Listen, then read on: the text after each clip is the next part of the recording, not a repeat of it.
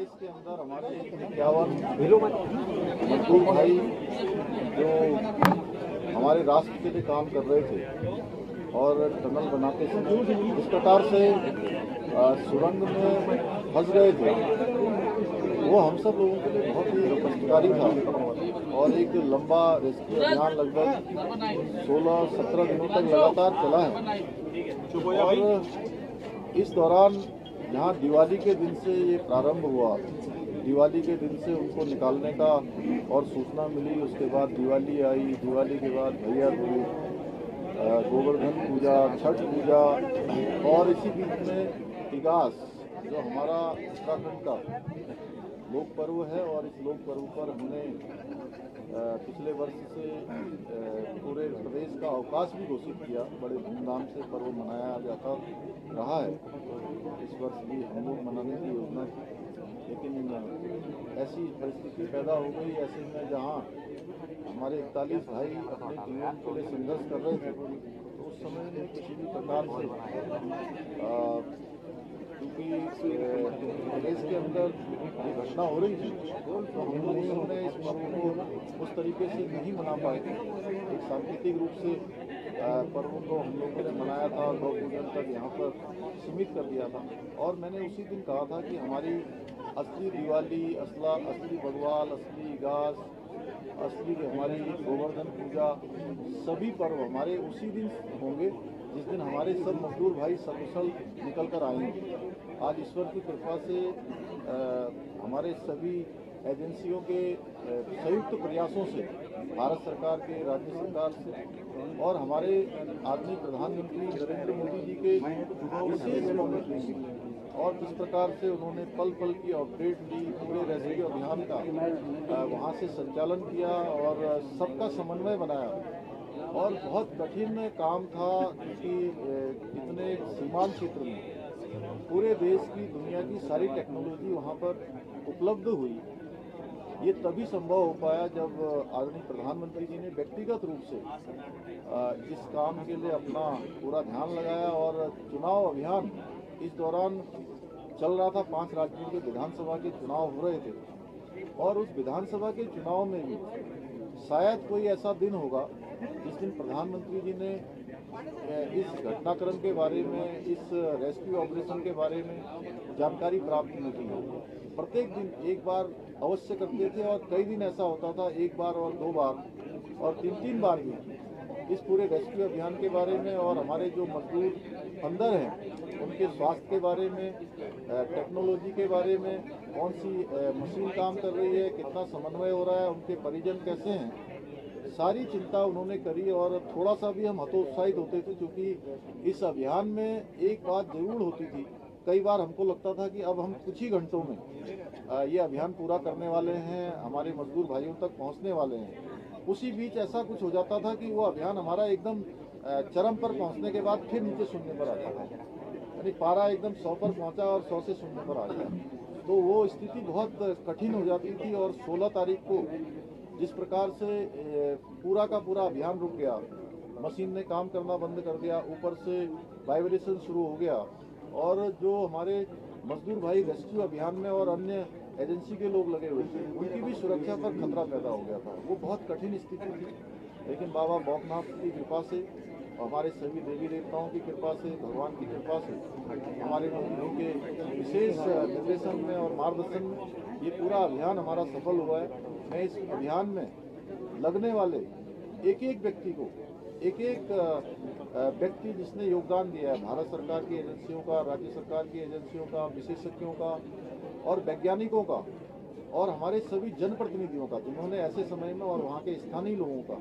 जिन्होंने बहुत बड़ा योगदान दिया है, उनका मैं सबका अभिनंदन करता हूँ। और हमारे जो मजदूर भाई हैं, उन मजदूर भाइयों का मैं विशेष रूप से अभिनंदन करना चाहता हूँ कि उन्होंने ऐसे विकट परिस्थिति में, जब अपने जीवन के लिए वो संघर्ष कर रहे थे और मुझे लगा कि जब अंत में अभी पिछले 5 दिन पहले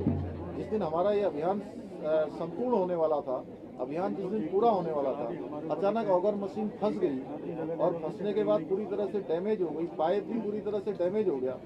तो मुझे लगा कि अब हमारे जो मजदूर भाई हैं जिनको कुछ घंटों में बाहर आना था, अब उनके मन में ये आएगा कि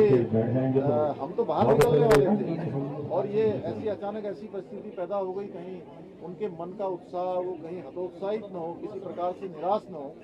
तो मेरा मन हुआ स्वतः कि मैं सबसे पहले उनसे बात करूं। और जब मैं उनसे बात करने गया तो मैं सच बताऊं आपको कि उनसे बात करने से मुझे एक नई ऊर्जा प्राप्त हुई, क्योंकि जैसे ही मैंने सबा अहमद,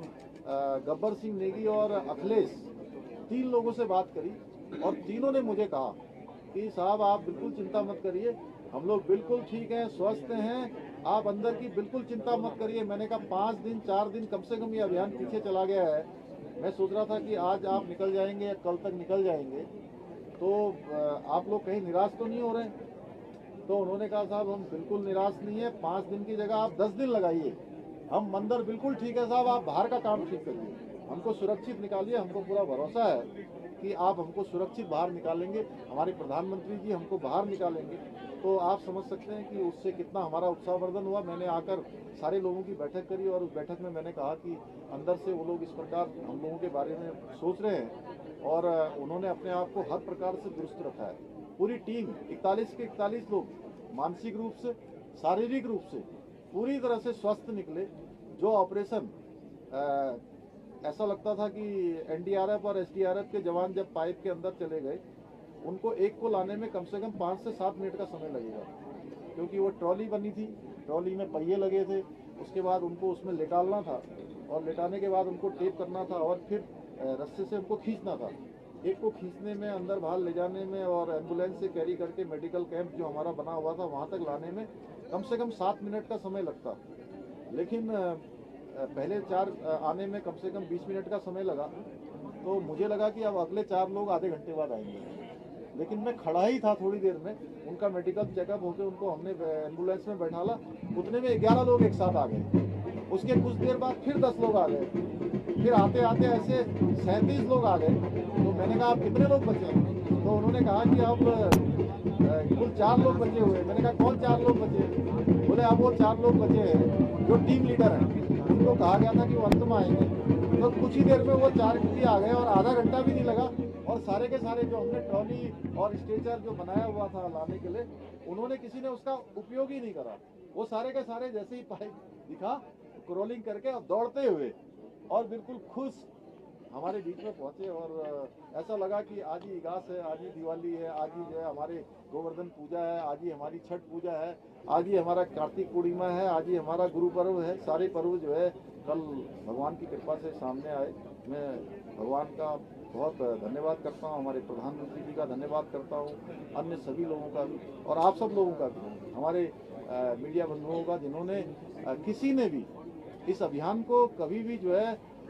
हतोत्साहित करने का काम नहीं किया। सारे लोगों ने इस अभियान को एक ऊर्जा देने का काम किया और हमेशा उम्मीद बना के रखी। और कल तो आप लोगों ने जो है दिन में 1 बजे ही सारी उम्मीद जो है कर दी, जब तक कि ब्रेक थ्रू होने में कुछ समय था, लेकिन आप लोगों ने पहले ही ब्रेक थ्रू करके सबको बाहर निकालने का जो है जो आशा लोगों के सामने रखी, उसने भी बहुत बड़ा काम किया। आप सबकी आवाज़ जो टेलीविजनों के माध्यम से, मीडिया के माध्यम से पूरे वायुमंडल में गई, भूमंडल में गई, वो भगवान के पास गई और भगवान ने जो है उसको वापस भेजा और जल्दी से ब्रेक थ्रू हुआ और सारे लोग वापस आ गए। सारे सकुशल हैं और अस्पताल में भी हैं और अभी कुछ उनके सबके परिजन भी यहाँ पहुँचने वाले होंगे। तो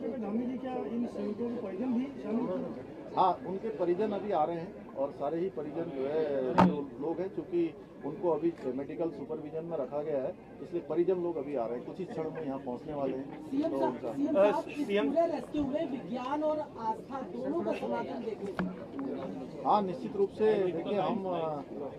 भगवान राम और भगवान कृष्ण के देश में रहते हैं। यहाँ आस्था और श्रद्धा का देश है और हमारा प्रदेश तो वैसे भी देवभूमि है, जहाँ हर एक स्थान पर देवताओं का वास है, भगवान का वास है। तो उनकी कृपा से, और वो स्थान बाबा बौखनाथ जी का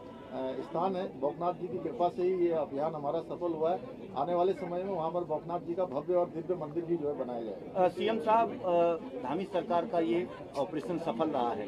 लेकिन दोबारा इस तरह की घटनाएं न हो, इसको लेकर क्या कोई जांच या फिर कोई रुख सरकार अपनाने वाली है? देखिए, सबसे पहले तो चूंकि केंद्र सरकार ने ही अपने स्तर पर इसके लिए जो सेफ्टी ऑडिट है, जितने भी देश के अंदर टनल निर्माण के काम चल रहे हैं, सेफ्टी ऑडिट का निर्णय वहां से हो चुका है, आदेश हो गया है। लेकिन राज्य के अंदर भी हमारे यहाँ चूंकि टनलों के बहुत सारे प्रोजेक्ट चल रहे हैं और विषम भौगोलिक परिस्थितियां यहाँ पर टनलों के काम होने से बहुत सारा जो लंबा रास्ता होता है वो रास्ता आसान हो जाता है। ये टनल भी जो सिलक्यारा में बन रही थी, इसके बन जाने के बाद जो चिन्यालीसौड़ और इनके बीच का जो रास्ता है वो रास्ता बहुत कम हो जाएगा और लगभग 25 किलोमीटर का रास्ता कम हो जाएगा दोनों के बीच में। तो ऐसे अन्य प्रोजेक्ट भी चल रहे हैं, लेकिन हमने कहा है कि चूंकि ये सभी NHAI DCL इसको बना रही थी, अन्य भी जो काम कर रहे हैं राज्य के स्तर पर भी काम चल रहे हैं, जो हमारे स्तर पर नहीं है उन कामों की भी हम समीक्षा करेंगे जिससे कि निकट भविष्य में इस प्रकार की घटनाएं